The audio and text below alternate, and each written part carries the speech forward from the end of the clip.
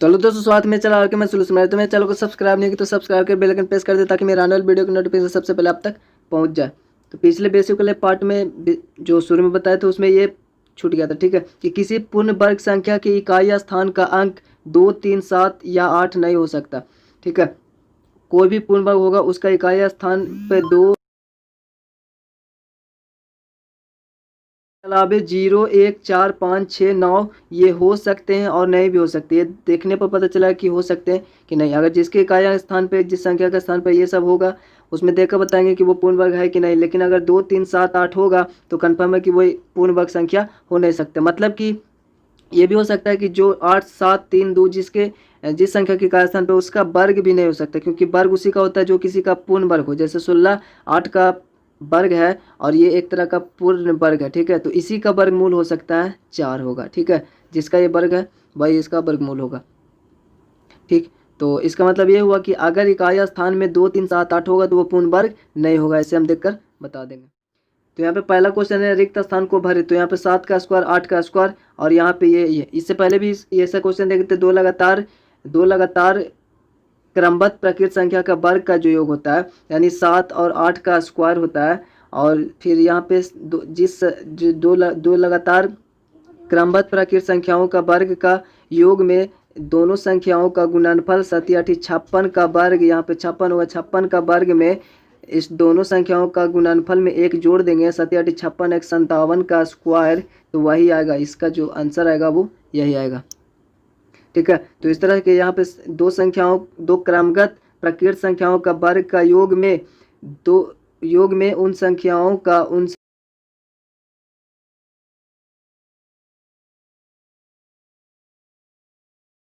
का गुणनफल में एक जोड़ने पर उसका वर्ग करेंगे, वही होगा उसका आंसर। ठीक है, जैसे कि यहाँ पे दो संख्याओं का योग 6 है तो यहाँ पे 7 होगा। ठीक है, यहाँ पे 7 होगा क्योंकि दो संख्याओं का गुणनफल भी ऐड करना पड़ता है, तो 7 का 42 हुआ होगा। यहाँ पे 7 का स्क्वायर रहा होगा तो 7 का 42 का स्क्वायर और जो आंसर आएगा वो आएगा 7 का 42 एक 43 का वर्ग। ठीक है, तो यहाँ पे 43 होगा। इस तरह से यहाँ पर भी यहाँ पे 11 रहा होगा, 11 दहों को धहतल से उसमें ऐड किए तो यहाँ पे आंसर आएगा 11 दह का दोहतल में, यानी कि 110 में एक जोड़ने पर उसका वर्ग यहाँ पे आएगा 111 का स्क्वायर। फाइनली यहाँ पे आंसर आएगा। ठीक है, मतलब इसी का बराबर होगा वो।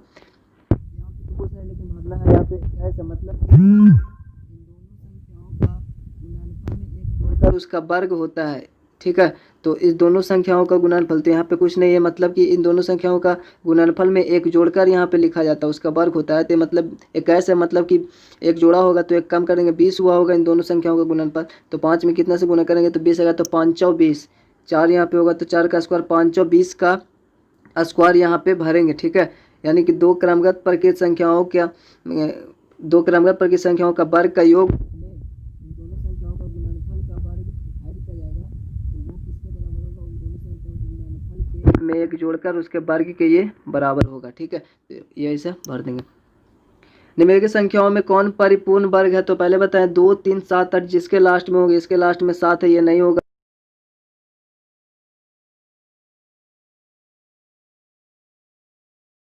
ठीक है, आप चाहे तो लिख सकते हैं क्योंकि तीसरा, चौथा, पांचवा में के इकाई स्थान 7, 8, 8 है। ठीक है, इसलिए ये नहीं होगा। तीसरा नंबर क्वेश्चन है निम्नलिखित में से कौन से त्रिक पाइथागोरस है, तो त्रिक पाइथागोरस पर में होगा तब जब वो इस तरह का संबंध होगा 2m m² -1 और m² +1, इस तरह का संबंध होगा। ठीक है, तो यहाँ पे देखेंगे तो यहाँ पे 2m बराबर में पहला जो है 2 है, इसका मतलब ये 2m बराबर 2 होगा, यानी पहले तो 2 होगा, उसके बाद फिर m² -1 करेंगे तो फिर से 2 आना चाहिए, तो ये होगा ही नहीं क्योंकि 2m 1 है, इसका मतलब m का मान 1 आ जाएगा। ठीक है, अभी m का मान 1 आ जाएगा और यहाँ पे m² 1 रखेंगे और -1 करेंगे तो 0 आ जाएगा। ठीक है, 1 का स्क्वायर 1, 1 में से किया गया 0, यहाँ पे 0 है नहीं तो पहला नहीं होगा। ठीक है, दूसरा नंबर में 6, 8, 10 है, इसका मतलब शुरू से जो फर्स्ट में है वो 6 है, तो यानी 2m बराबर 6 होगा। ठीक है, 2m बराबर 6 होगा, यानी m का मान 3 होगा क्योंकि m का मान यहाँ पे 3 आएगा, यहाँ पे 6, यहाँ पे भागा में 2 इधर आएगा, गुना में 2 होगा, तो द्वितीय 6 यानी m बराबर 3 आ जाएगा। ठीक है, m बराबर 3 आ गया। अब अगला एक स्टेप है m स्क्वायर माइनस 1, तो m स्क्वायर यानी 3 का स्क्वायर 3 तिया 9 होगा और माइनस 1 तो 8 आ जाता है, यहाँ पे 8 दिया हुआ है। अगला स्टेप m स्क्वायर प्लस 1 दिया 9 ही आएगा और प्लस 1 9 1 10 आ जाता है। इसका मतलब ये दूसरा नंबर होगा। क्यों होगा?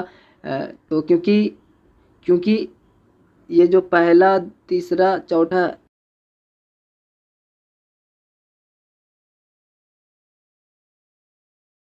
-1 और m स्क्वायर प्लस 1 संबंध यानी कि 6 8 10 6 8 10 जो है संबंध, यहाँ पे लिख देंगे संबंध 2m square minus 1 m square plus 1 पूरा करता है ना। इस संबंध को ये पूरा करता है, इसीलिए 6 8 10 होगा, वो सब नहीं होंगे। 14 नंबर क्वेश्चन है, एक पाइथागोरस त्रिक लिखिए जिसका एक सदस्य है। पहला में 6 होना चाहिए, दूसरा में 14, तीसरा में 16 18 12 ये सब होना चाहिए। तो सपोज एक सदस्य 6 होना चाहिए, तो मतलब कि 6 होगा, फिर उसके बाद क्या होगा, उसके बाद क्या होगा। ठीक है, तो 6 होना चाहिए, इसका मतलब वही जो संबंध हमको पता है 2m बराबर फर्स्ट में 6 होगा। ठीक है, तो हम m का मान निकालेंगे, पता चल जाएगा m स्क्वायर माइनस 1 में m स्क्वायर प्लस 1 निकल जाएगा 2 और। ठीक है, तो m का मान निकालेंगे, यहाँ पे m 3 होगा। ठीक है, तभी तो 3 दूनी 6 आया। एक सदस्य 6 है मतलब 6 है यानी 2m फर्स्ट, ये 2m होगा 6। ठीक है, तो m का मान हम 3 निकालें, तो 3 निकालें तो दूसरा यहाँ पे क्या होगा, और पाइथागोरस त्रिक एक सदस्य 6 तो अगला क्या होगा 2, तो m स्क्वायर माइनस 1 यानी 3 3 9 1 में घटा देंगे तो 8 होगा, फिर 3 3 9 1 जोड़ देंगे तो 10 होगा। ठीक है, यानी कि एक ये होगा 6 8 10।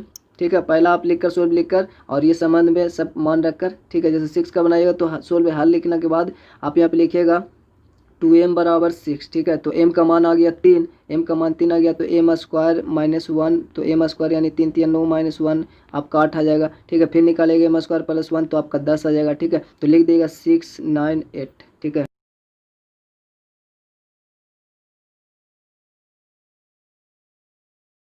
टू एम बराबर, तो m का मान 7 आ गया। ठीक है, m बराबर 7, क्योंकि 2 से 7 14 में भागा देंगे, 2 से 14 हो जाएगा। ठीक, तो m बराबर 7 आ गया। इसका मतलब अगला जो होगा टर्म वो होगा m स्क्वायर माइनस 1 यानी 7 7 49 में से 1 घटा देंगे तो 48। m स्क्वायर माइनस 1 मतलब कि 7 का स्क्वायर, यहाँ पे 7 का स्क्वायर माइनस 1 मतलब 49 माइनस 1 तो एक 48 होगा। ठीक है, एक 14 होगा, एक 48 होगा, एक 7 7 49 एक 50 होगा। ये होगा आपका आंसर। ठीक है, सब लिख कर वो तीनों समांतर लिख के फिर आंसर कर दिएगा। तीसरा नंबर 16 है एक, तो आपका 2m बराबर 16 होगा, तो 16 होगा तो m बराबर 8 होगा। ठीक है, तो m स्क्वायर माइनस 1 यानी 88 64 में से एक घटाएंगे तो एक 8 तो है, ये एक 63 हो गया, 88 64 में से एक घटाएंगे 88 64 एक जोड़ेंगे तो 65 हो गया। ठीक है, ये हो गया पाइथागोरस त्रिक, 1 से 10 8 है। उसी तरह से ये 18 है, तो आपका 18 है तो यहाँ पे m बराबर कितना आएगा, 1 से 10 18 है, m बराबर तो 9 आ जाएगा, क्योंकि 2m बराबर 18 है तो m बराबर आपका 9 आ जाएगा। तो 9 में 81 एक 80 घट जाएगा तो 80, 9 में 81 एक जुड़ जाएगा तो 82। ठीक है, उसी तरह से 12 1 से 10 होना चाहिए, तो m 2m बराबर 12, 1 से 10 12 यानी शुरू में तो 2m है, फिर m स्क्वायर माइनस 1 फिर m स्क्वायर प्लस 1, तो 2m बराबर 12, तो m का मान 6 आएगा, तो 6 जगह 36 में से घटाएंगे तो 35, एक 12 है एक 35 और 6 जगह 36 है एक 37 हो जाएगा। ठीक है, इस तरह से हो जाएगा। 15 नंबर क्वेश्चन है ये, और ये तो इसका भी बताए थे तो कि जो दो लगातार क्रमगत प्रकृत संख्याओं के वर्ग का अगर धनात्मक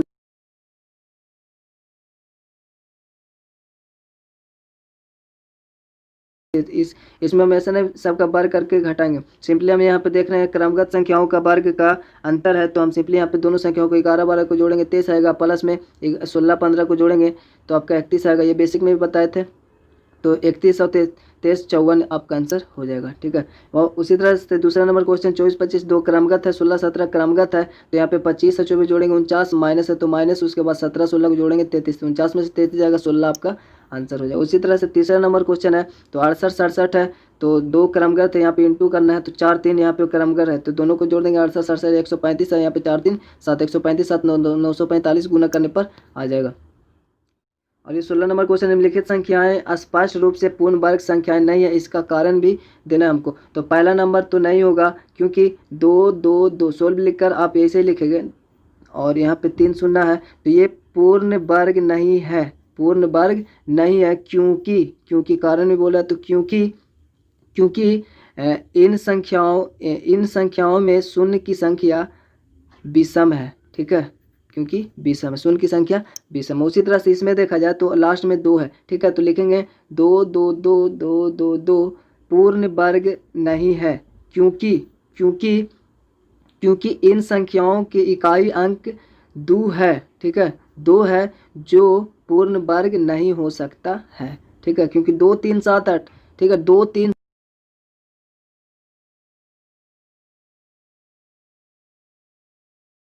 2 है इसलिए नहीं होगा, 2 3 7 8 जिसमें भी होगा वो पूर्ण वर्ग होगा ही नहीं। निम्न संख्याओं का वर्ग ज्ञात करना है तो 32 का वर्ग, 35 का वर्ग और 86 का वर्ग और 93 का वर्ग, उसी तरह 71 का वर्ग और 46 का वर्ग, ठीक है। आप यहाँ पे रूल लगाएंगे, 5 वाला नियम पता ही होगा आपको किस तरह से बनाना था, पीछे बेसिक में भी देखें, और भी यहाँ तक रूल होता है। हम एक आपको रूल बताते हैं, 32 का वर्ग निकालना होगा तो आप यहाँ पे पहले इसका स्क्वायर कीजिएगा, 2 का स्क्वायर 2 दूनी 4, फिर यहाँ पे 3 और 2 और ऊपर वाले तीनों आपस में गुना कर देंगे, यानी 3 दूनी 6 और 6 दूनी 12, ठीक है, ऊपर में तो 12, बाकी हाथ में एक आया, फिर लास्ट वाला का स्क्वायर 3 तिया 9 और एक बाकी 1024 होगा।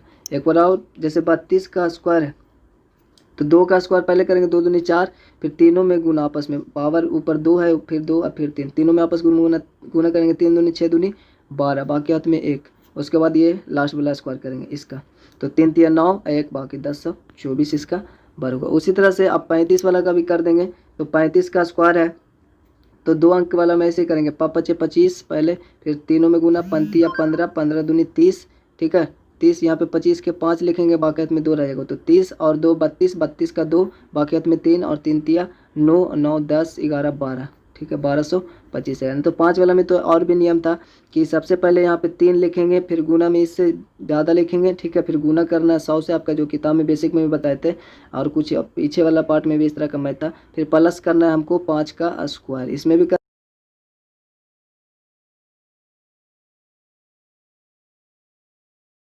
नियम है कि 5 का स्क्वायर सबसे पहले आप तो 5 रहेगा लास्ट में, तो आपको 25 लिख देना है, और जो इसका जो लास्ट में 5 छोड़कर जो भी अंक बचा उसमें एक और बढ़ाकर गुना कर दीजिए, यानी 3 जो है तो 3 में 4 से गुना कर दीजिए, 4 होता तो 4 में 5 से गुना करते हैं, ठीक है, यानी इसमें ही एक जोड़कर इससे गुना कर देंगे तो 4 तिया 12 ही आएगा, ठीक है, तो 1225 1225 5 वाला में इस तरह से नियम होता है। और जो अभी बताएं वो सब में हो जाएगा, जैसे 86 का स्क्वायर है तो 6 का 36 के 6 बाकी में 3, फिर 8 45 8 6 का 48, 48 दूनी आपका 96 आएगा, ठीक है, तो 96, और यहाँ पे आपका 3 बाकी था, 96 97 98 99 होगा, 99 होगा, तो 9 बाकी हाथ में 9 रहेगा, ठीक है, बाकी हाथ में 9 रहेगा, तो आप तीनों में गुना कर दिए, तो अब यहाँ पे 8 64, 64 और आपका 9, 64 99 के 64 और 9 कितना होगा 73, 64 74 73 हो जाएगा, ठीक है। एक बार और देख ले तो 6 का 36, यहाँ पे 6 का स्क्वायर करना पहले, 6 का 36, बाकी हाथ में 3, 8 का 48, 48 दूनी 96 होता है, ठीक है,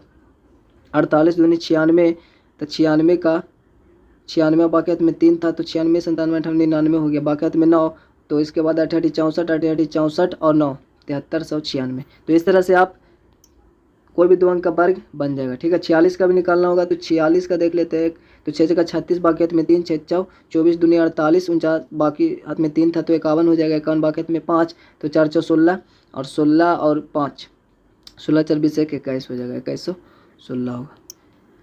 18 नंबर क्वेश्चन है, निम्नलिखित संख्याओं के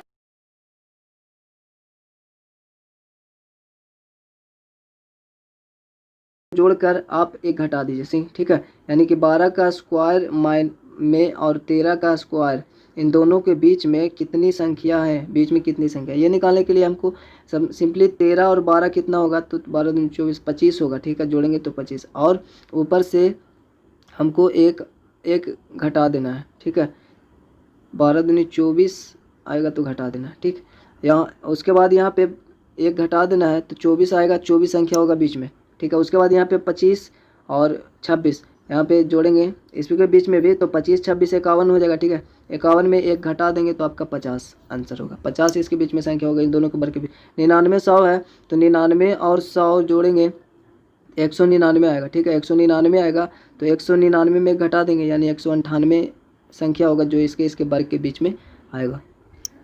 उसी तरह से यहाँ पे निम्नलिखित संख्याओं के वर्ग ज्ञात कीजिए जिनके इकाई अंक 5 है, तो 5 वाला का तो रूल पता ही है कि 5 वाला में जैसे इसका सोल्व करना है तो सोल्व लिखेंगे, उसके बाद 1 लिखेंगे, फिर गुना करेंगे, क्योंकि इसका 5 को छोड़कर यहाँ पे जो अंक है वो लिखेंगे, फिर उससे एक अधिक लिखेंगे यानी 2 लिखेंगे, फिर इंटू करेंगे 100, उसके बाद में प्लस कर देंगे इकाई का अंक का स्क्वायर। तो आ जाएगा कितना, 1 इकाई अंक 2, 2 गुना 100 200 और प्लस में 25, ठीक है, यानी कि और जोड़ेंगे तो 225 आपका आंसर होगा। ऐसे बनाना, ठीक है, सोल्व करके। तो फिर यहाँ पे 95 है तो 16 लिखेंगे, 16 लिखने के बाद यहाँ पे 9 लिखेंगे, फिर यहाँ पे 9 से एक अधिक 10 लिखेंगे, फिर गुना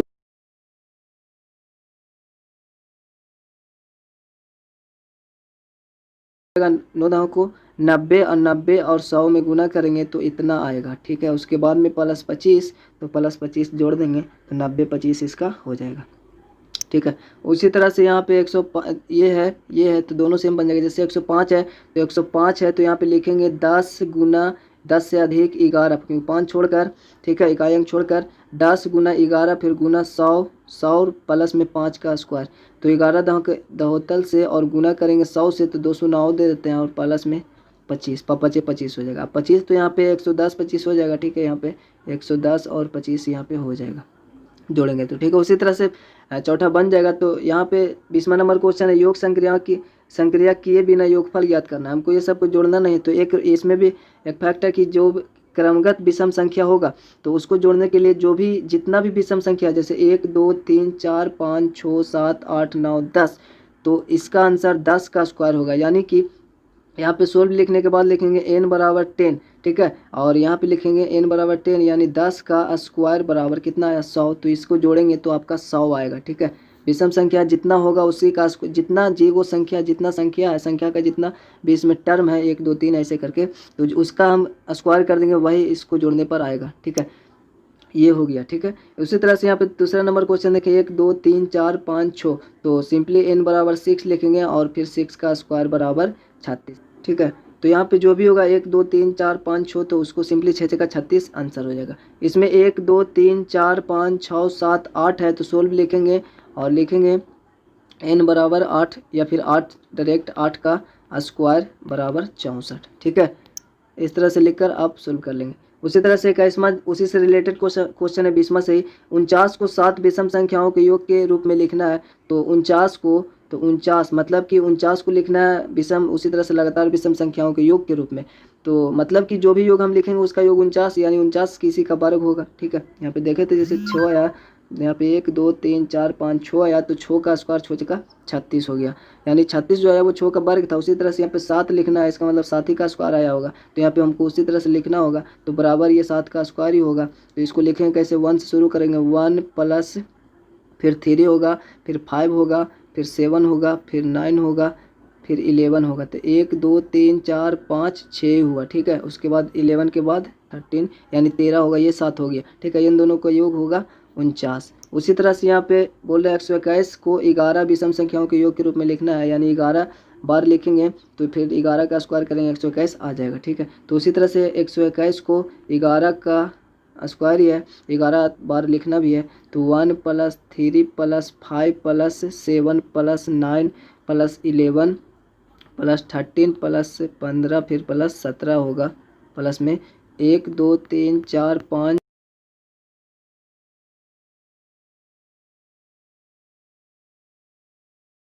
चल जाएंगे, तो ये आंसर दे देगा। 22वां नंबर, निम्नलिखित प्रतिरूप का अवलोकन कीजिए और रिक्त स्थान भरिए। तो यहाँ पे देख रहे हैं 1 11 का स्क्वायर तो 181 होता है, ठीक है। यानी 1 1 है तो 1 2 1 लिखा हुआ, बीच में 0 1 है तो इधर भी 0 1 इधर भी 1 0 दे दें।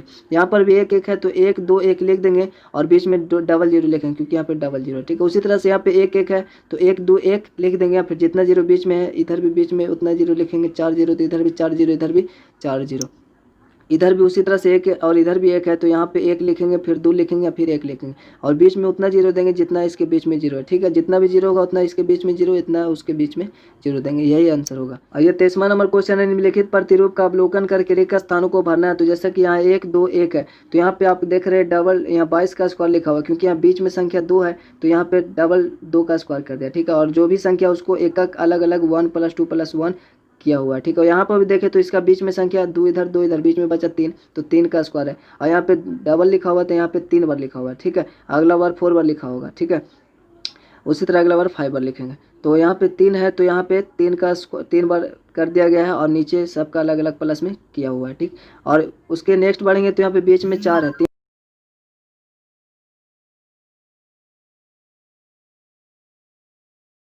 किया हुआ है, 1 2 3 4 5 3 4 फिर 3 2 1, इस तरह से सबको प्लस में लिखा हुआ है। उसके बाद ये इसमें बीच में 5 है तो इधर 5 लिखेंगे 5 बार, 2 3 4 5 बार, ये स्क्वायर होगा और नीचे सब अलग अलग प्लस में लिखा हुआ है। और यहाँ पे दोनों भरना है, यहाँ पे 6 बीच में है, ठीक है। तो यहाँ पे 6 को 6 बार लिखना है, 1 2 3 4 5 6 बार लिखने का स्क्वायर। और बटा में सबका 1 + 2 + 3 + 4 + 5 + 6 + 5 + 4 + 3 + 2 + 1, इस तरह से लिख देंगे।